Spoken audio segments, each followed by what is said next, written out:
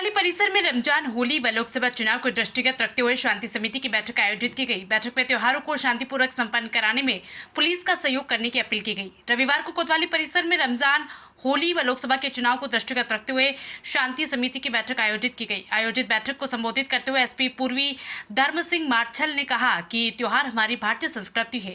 त्योहारों को हमें मिलजुल कर शांतिपूर्वक मनाना चाहिए। उन्होंने कहा कि शरारती तत्वों पर कड़ी नजर रखी जाएगी। उन्होंने होली कमेटी के पदाधिकारियों से आह्वान करते हुए कहा कि होली का जुलूस निर्धारित मार्ग से ही निकाला जाए, होली पर कोई नई परंपरा कायम न की जाए। उन्होंने कहा कि रमजान का पवित्र महीना चल रहा है, इसी को लेकर जुलूस शांतिपूर्वक निर्धारित मार्ग से ही निकाला जाए। सीओ धामपुर सरवम सिंह ने कहा कि त्योहारों पर भाईचारा बनाकर रखे, पुलिस हर प्रकार व्यवस्था बनाए रखेगी, हर स्थिति पर पुलिस को कड़ी निगरानी रहेगी। उन्होंने कहा कि होली के जुलूस पर सावधानी बरते, किसी समाज के ऊपर रंग न डाले। उन्होंने कहा कि आदर्श आचार संहिता लागू हो गई है, जुलूस में राजनीति का जिक्र न करे जिससे विवाद की स्थिति पैदा हो, और साथ ही डीजे पर आपत्तिजनक गाने न बजाए। डीजे संचालक के गाने को पहले ही चेक कर ले, डीजे पर आपत्तिजनक गाने नहीं होना चाहिए। उन्होंने कहा कि जुलूस निश्चित समय और निर्धारित मार्ग से ही निकाला जाए। कोतवाल धर्मेंद्र सिंह त्योहारों को शांतिपूर्वक संपन्न कराने के लिए पुलिस का सहयोग करने की अपील की। इस मौके पर होली कमेटी सहित नगर क्षेत्रों के गणमान्य लोग उपस्थित रहे। पहला विवाद ये रहता है। दूसरा विवाद ये रहता है कि जो होलिका जलाई जाती है उसका एक निश्चित टाइमिंग होता है, उसी टाइम पर जलाया जाता है।